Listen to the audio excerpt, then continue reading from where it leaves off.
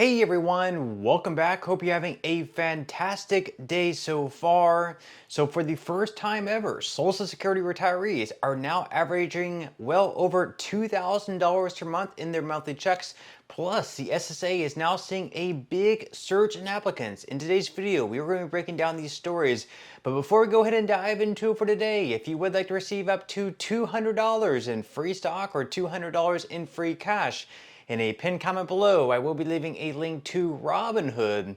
All you have to do is once you click on that link is just sign up for a free account and then simply link your bank account. You do not even have to make an opening deposit. At that point in time, Robinhood will be sending you one free stock worth all the way up to $200. And if you'd rather just have the cash, all you have to do is once you receive the free stock is just sell it for what it's worth and then transfer the cash value right back to your bank account.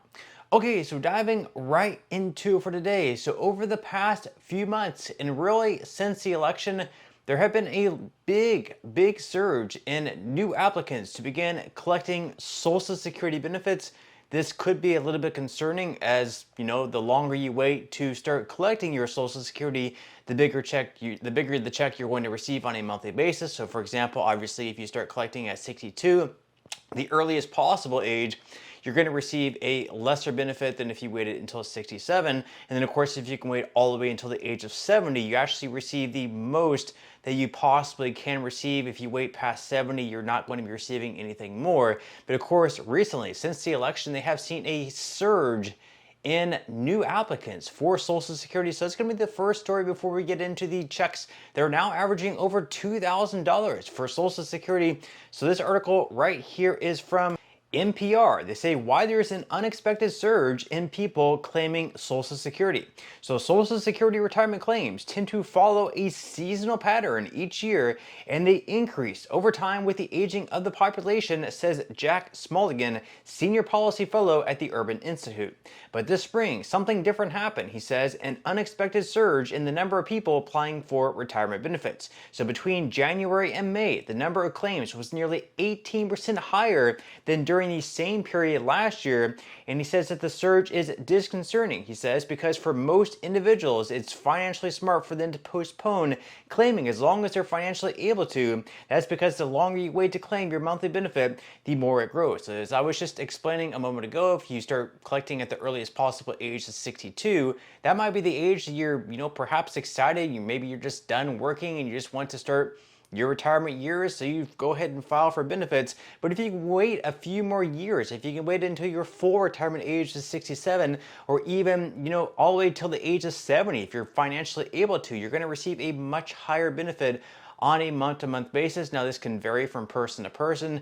For one person, it might be financially smart to start collecting Social Security at 62, whereas for others, it might be a little bit better to wait until 67 or 70. Now, the article here goes on to say that, so what accounts for the uptick in claims? There are several factors at play. So in a statement to NPR, the Social Security Administration wrote that it had identified 3 key reasons that people are filing claims now: a peak of retiring baby boomers, a rule change that increases Social Security benefits for some people with pensions, and a bump in people who had been collecting spousal benefits refiling to claim a higher benefit based on their own records.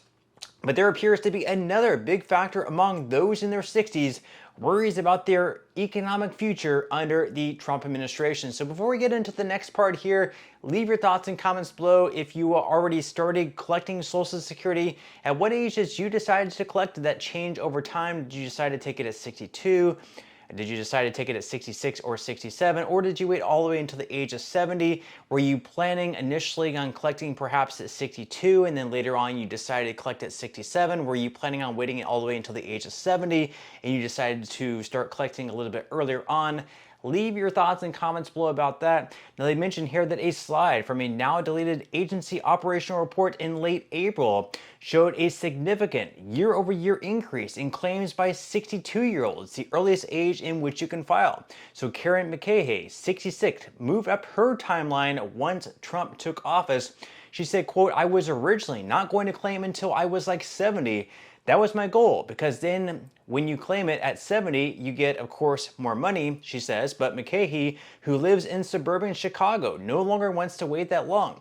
Some of her calculus is rooted in her fears of the Trump administration. She worries about how the administration would respond to another pandemic, and that potential cuts to Medicaid will make it harder than it already is to see a doctor. And she used to anticipate living into her 80s, but not anymore. So in her case, she was going to wait all the way until the age of 70 just to be able to receive the max possible benefit, but she decided to move up her forecast all the way up until 62, the earliest possible age, because of her fears of the Trump administration, maybe cutting Medicaid, maybe even cutting Social Security benefits. She obviously did not vote for Trump, and because Trump came into office, because her candidate in Kamala Harris did not win, she decided to move up her forecast. 8 years, whether that's going to be a smart decision for her, we will have to wait and see. They do mention here that one thing to note: if you do decide to file to receive benefits earlier than planned and later regret it, you can withdraw your claim in the first 12 months after approval, and you'll have to pay all the money back, but you can reapply later to claim your higher benefit amount. So if you do decide to claim a little bit earlier than expected, and it was done more on like an emotional whim, and you find out later perhaps you're regretting your decision, you can actually backtrack on that. As they mentioned there, you can pay all that money back, and then you can delay your retirement until perhaps 67, perhaps 70, whatever works best for you in your own personal financial decision. Now, on top of that, of course, this month in June, we had checks now over $2,000 on average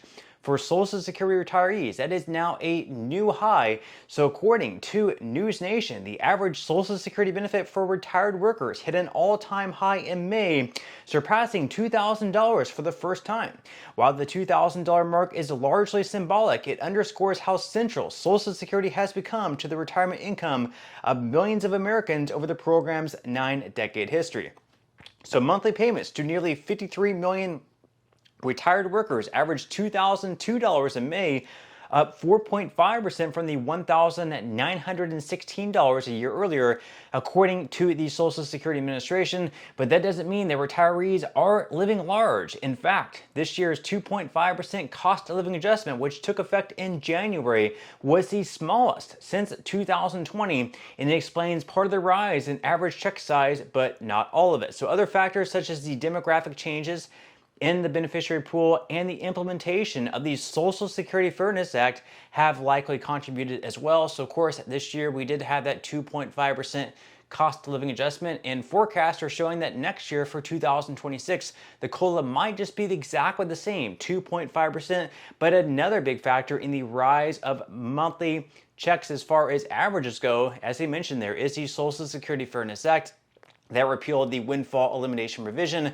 as well as the government pension offset. And because of that, we had right around, I believe, 3 million people now receiving checks higher on average, anywhere between $300 to $700 per month, with some people now receiving well over $1,000 more in their monthly checks because of the repeal of those two provisions. So they also mention here that the Social Security Fairness Act, signed into law earlier this year by actually the president at the time, Joe Biden, boosted benefits for around 3 million people who receive pensions from jobs not covered by Social Security, and most of those affected by the new law were expected to see their monthly checks increase by an average of $360, with some receiving, as I just said, up to $1,000 more each month. So of course, with that said, leave your thoughts and comments below about everything that we discussed in today's video, and I will see you in the next one.